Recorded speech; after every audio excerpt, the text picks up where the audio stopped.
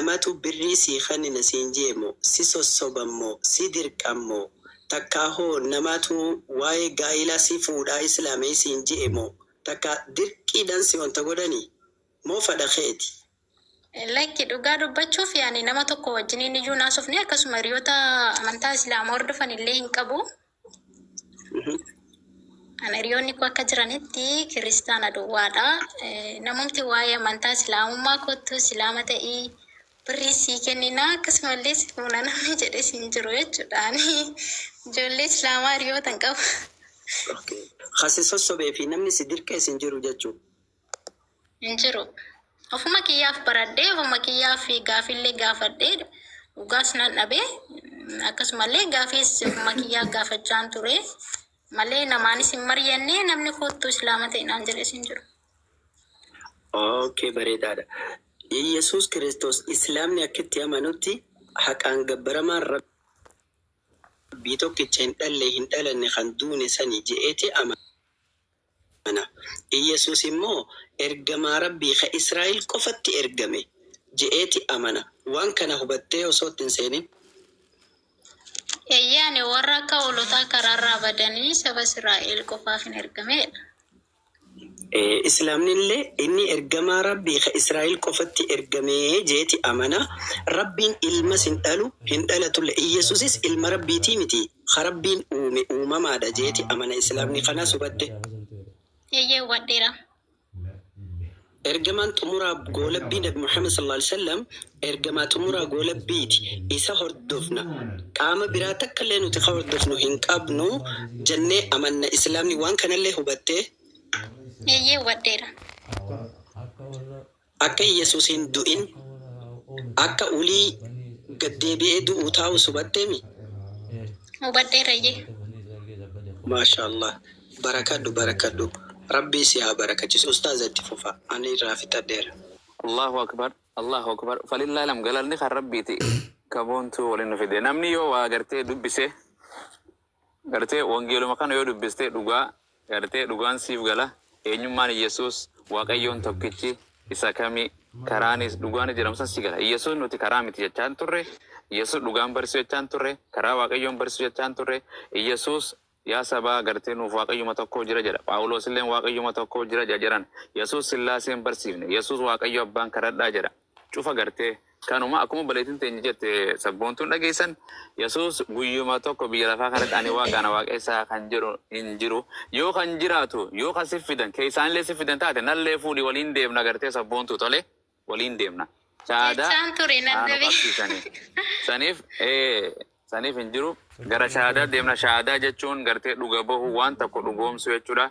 Akkuma wangeela Yohaannis boqonnaa 17 lakkoofsa 3 irra jiru si Waaqayyo isa tokkicha isa dhugaa isa Yesuus Kiristoosis ergees beekuun isaanii jireenya bara baraati jedhe. Rabbii tokko jettee Yesuus ergama jettee Muhammad ergama jettee Abrahaam Waaqayyo Yesuus ganuu hin deemtu. Yoo Yesuus itti hin amanne Islaaman taatu. Yoo Muhammad itti hin amanne Islaaman taatu. Abrahaam, Salamoon, Daawud nabiyyoota hunda Addam irraa kaasee. Kanaaf gartee kan namni sin dirqin gartee atoo takkaamee gaafii abdii inni nusi gaafate situmure gaafa namni gara islaamummaa dhufu kana kan namni namuma isin beeytan dhiiruma beekan ijoolluma kiristaana ortodoksii keessaa kan dhuftu kana ijoolluma islaamaati gartee shaashii itti uffifitanii fiddan gartee piraankii dalaguu jirtan birriidha namaa kennitanii fiddanii jedhan gartee dhiira barbaadaaf jedhan atoo guyyuma tokko dhiira barbaada dubartii jetteen dhiira barbaada wooma jetteen jira. Wallaahi. Lakki maali dhiirri yoom dhabame amantaa kiristaanaa keessa jira. Dhiira barbaachaaf miti. Ani kan hin barbaadu amantaa qajeelaa fi amantaa dhugaa isa ta'e jireenya addunyaa kanarraan darbaa abbaa manaas argatan abbaa manaas irratti gatanii deemu. Garuu inni barbaachisaan lubbuu ofiitii fi jannata keessa yookiis immoo guyyaa abiddaa sana fuula rabbiin fuulduratti jannata gaarii argachuudha. Hawwiin koosiisa kanadha malee ani dhiira barbaachisu miti. Dhiira argachuun waan taate qofa takka qofa sirraa barbaada. Dhiira argachuun sabboontu shamaruma ta'u. Anis dubartii argachuun abuumaas dhiiruma ta'u allaqee kan biraan. Gartee dhiira barbaadu namni hin barbaanne jira. Dubartii namni hin barbaanne jira. Birriin namni hin barbaanne jira. Fidaanaa erga. Osoo birriin kan nama shahaadaa qabsiifnu taate wangeela sin lallabna hoo kootu akkaawuntii kan gahe maaltu wangeela nu lallabse. Kanaaf sabboontu waan bira asirra wangeela kanarratti Ortodoksiin amanti, Pheenxeen amanti, duuka buutuun amanti, kiristaanni amanti kan jedhu ija gartee rabbiin sii kenne bareedduu sii kenne tana intala Oromoo takka argitee beektaa wangeeluma feete irratti. Hin argine ustaas naan dhabe. Maashaallah islaamummaan amantii dhugaati kan jedhu gartee isaan itti amanuu baatanillee quraana si agarsiifne moo sin agarsiifne. Argeera. Maashaallah gara shahaadaatti deemna qophooftee. Qophaa'e. Duraan gooftaa akkana fudhadhu sinya akkana jedhani akkana jechuu deemna laal. Waan gila kanarraa takkatti sani deemna inshaallah. Na jalaa jetta rabbi siif haa laaffisu fayyaa si haa kennu fadha keetiin kan namni sin dirqin. Bee maatii teetiin mari'attee takka namni garii yeroo garii maatii mari'attee maatiin gartee amantiin ka abbaa teetiin yeroo garii namni maatii sodaatee ta'a maatii irraa jejjee gara amantii kana deebi'ee darsoo malsita. Hiriyyaa teetiin taatu maatii teetiin taatu namni maatii tee keessa islaamni jira mari'attee noo jira. Maatii koo keessa islaamni hin jiranii garuu siistarii koo dubbiseen ture. Akkasuma hiriyaan qaba ture. Ani hiriyaa dhiiraan qaba. Ittimeen ture. Ittimee jennaanii Yesuus koo dhiisee hin ta'u naan jedhee. Haa ta'u maa inshaallah hin dhufa. Abshiru bakkuma jiru nageette haa ta'u. Rabbiin jiru bareeddisiif haa ta'u. Achiin Yesuusiin hin kaadde mitiitti amantaa garuu Yesuus waaqa ofiin hin jenne nama waaqa ofiin hin jenne maal gootee abo waaqummaa kennitaaf jedhee wangeela keessaallee tiksii kennee fi dubbisee fiira. Achiin inni bakka ay goyoonfamaa jirtanaan jechaa ture. Rakkoon qabu gaafa sii galee dhuftaan jedhee naanis dura amantaa islaamaa dhugaa dubbachuuf baay'een jibbaa. Namni amma koo jibbuun jiru ture. Garuu gaafa nu wangeela dubbisee wangeeluma isa keenyatu immoo deebisee nurratti ragaa ba'a jechuudha. Ragaa. Wallahi waan ajaa'ibaati. Waan sillaasee jaamu kun takkaa sii galee abbaa, ilma, hafuura qulqulluu, waaqayyo abbaa, waaqayyo ilma, waaqayyo agartee hafuura qulqulluu sadeen tokko jedhan kun takka. Waan kun takkaa akka mi'a hafuuraan siitu kiristaana keessa jira. Hafuura malee isin hin galu nuun jedhani. Waan sadii qaamni sadii waaqa sadii waaqa jedhanii takka jechuun kun sii galee. Waa'ee sillaasichaa maaloo waan manaa galee tokkoyyuu hin qabu sillaasee sana isa beeta kiristaanii dhungachuu dhaqee guyyaa tokko sirratti dubbadheera yoo addina buruqeen oolee gaafa tokko beeta kiristaanii tasaan lammade. Shaadaa booda seenaa itti dhiisi bas itti dhiisi taa'i baga rabbi. Fedhii malee wallaahi fedhii malee kun. Alhamdulillah. Siif jechuun sheekaa roobeetis dhufe bashaadaa qabsiifneeti. Itti waan ni jenna inshaallah na jalaa jetta alhamdulillah lakal hamdu harka tokkicha ol qabi gara waaqayyo Yesuusu yaa wartee waaqayyo abbaa isa waaqarra jiru isa waa hunda gararraa jiru kadhadhaa jedha kadhadha yeroo isuma sanitti amanna inshaallah na jalaa jetta ashhadu an laa ilaaha illallah wa ashhadu anna Muhammadan abduhu wa rasuluh wa anna Isa abdullahi wa rasuluh ani ragaan baha Rabbii tokko malee kan haqaan gabbaramu hin jiru. Muhammadis nagayaa fi rahmanni sarratti haa jiraatu. Garbicha Rabbii fi ergamaa Allaha kan xumuraa ta'uu isaa laphee kiyyaan dhugoomsee baradhee arraba kiyyaan dubbadheen jira.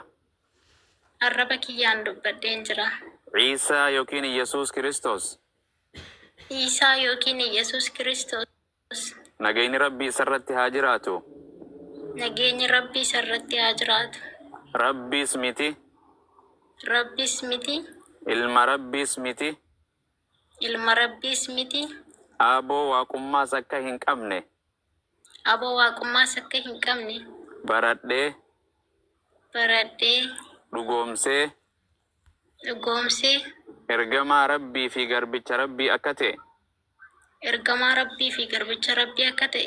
saba Israa'el duwwaaf akka ergame saba Israa'el duwwaaf akka ergame laphee kiyyaan dhugoomsee laphee kiyyaan dhugoomsee arraba kiyyaan dubbadheen jira.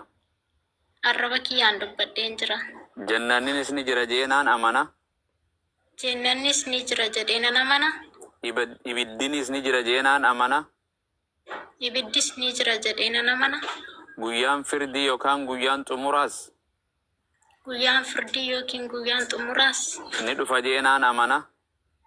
ni dhufa jedhee nan amana. Yaa rabbii kiyya Yaa rabbii kiyya islaamummaa namni irra dhalatu islaamummaa namni irratti dhalatu taniin har'a fudhadhe tana kan inni har'a fudhadhe kana irratti na jiraachisi, irratti na jiraachisi, irratti na ajjeesi, irratti na ajjeesi, irratti na kaasi na milkeessi. irratti na kaasi na milkeessi. Allahu akbar. Sabboontu hanqanuma. Wallahi bifa keessin jijjiirre shamararraa dhiira singoone araba singoone galanni rabbiif haa ta'u. Osoo namni si bira jiraate si hammata maal goonaa miti rabbiin kee gammachuun guyyaa akkanaan jirtu harmeen tanteetu osoo gartee harmee biraan qaba jettee ni aarti ni dal'ante. Rabbiilleen ilmi namaa yoo gartee waaqa biraa qaama biraa uumamu inni uume fidanii walqixxeessanii isa bukkeetti waaqeessan hin dal'ana hin jibba hin jaalatu. Alhamdulillah islaamummaa kan sii kenne asirraa fudhachuu hin danda'u. Ani islaamummaa siif hin kenne rabbi sii kenne si filate rabbi shamara godhee si filate ati gartee waaqayyoon gartee shamara na godhettee filannoo hin kennine. Islaamummaa bareeddunaas isaas si filate maatii ta'e keessaa si filate galgala kana guyyaa irraa kana bara 2025 kana osoo lubbuun jirtu biyya ambaatitti ati hojii kuulii namaatiin dalaga jettee baatee islaamummaa bareedduu tana rabbi sii kenne irratti si haa jiraachisu. Yoo ati jabaattee karoora qabaattee kaayyoo qabaatte galmanuma geessa waan barattu keessatti waan hojjettu keessatti yoo akkanaa fi akkana taate borka wangeela sitti ol qabee Yesuus gooftaano fudhadhu yaazoo yoo siin jedhe gara suma deem tokkos dhufe Allah yoo siin jedhe osoo akkana taatuuti miti gajjabaattee ragaa wajjin akkuma wangeela raga dhaabbattee qur'aanas tabarattu gartee sooshaal miidiyaa qofa irratti gartee asirratti fixuu miti garee seentee barattee lallabu amantii tanatti maatii ta'e firoottan kee akka fiddu abdiin qaba. Jiruu bareedduu si haa jiraachisu abbaa manaa bareedaa isa qabeenya qabu barumsa qabu kabaja qabu aangoo qabu rabbi si haa kennu jabaadhu. Islaamummaa ol waan jiru guyyaan gammachuun kanaa oliin jiru. Islaamummaa sarrumaan barattu beeke abaacaa kanaahu gadaameessa harmee teetii keessatti hin baranne afaan Oromoo gadaameessa harmee teenyaa keessatti hin baranne biyya lafaarra dhufnee guyyaa keessaa baranne sabboontu ni baratta. Baay'een ganaadha kasi abaaru kagartee kasi arrabsu keessaan si dhufa barsiisonni faarfattoonni hedduu ijoolleen islaamaa tasi deeggartus hedduu akkanuma gaafa ati barattee ijoollee islaamaaniin gorseettee gad baate kasirratti duulu ati kaleessa guyyaa ati shaadaa qabatte mana abumaasi garee shaadaa gara abdii musee beeyna siin jedhan ati islaamummaa dheengadda dhuftee nuti warra irra dhalatee siin jedhan hamilee sin cabsin kun gara si galabbatan yoo fadhan gartee ati laa galma itti deemsan karaa gartee nabiyyoonni irra yaaman san abbaa bira rabbii tokkicha Allah san bira ge'uudhaaf abbaa firdiidha kaan ibidda galchee kaan jannata galchuun hanqa wal argitutti jabaadhu kanaan si jiruu bareedduu jiraadhu insha Allah ni baratta. Afaan Arabaa baratta barreessuu dubbisuu waa hunda baratta sammuu rabbiin fayyasi kanne sammuun kee normaali maashaallah jabaadhu baga nama waaqeessuu jala dhiira waaqeessuu jala gara gartee waaqayyo dhiira uumaa waa hundaa sanitti baga jalaa miliqte welcoming siinjaa baga gammadde baay'een gammadeen haqiqatan alhamdulillah yeroo dheertu nu mormite guyyaa kana rabbiin si argisiisuunu alhamdulillah anillee osoo hin jiru nuti siin kan islaamummaa jabeeffadhu harka lamaan hin qabadhu. Alkanii guyyaa kana maan siin jedha Sheekh Aroobeeti hundi keessanuu Dr. Amdiinis Abdiinis warri jirtan Munzir Ustaad Munziris Ciisaanis Kadijaanis warri jalaatis maashaallah du'aayii godhaaf mucaa yeroo dheertu sabboontu dhugaa nama kabajaa qabu nama namaan arrabsin nama dhugaa barbaadu gartee laphee namaan baqeessanii gaafii siin gaafattu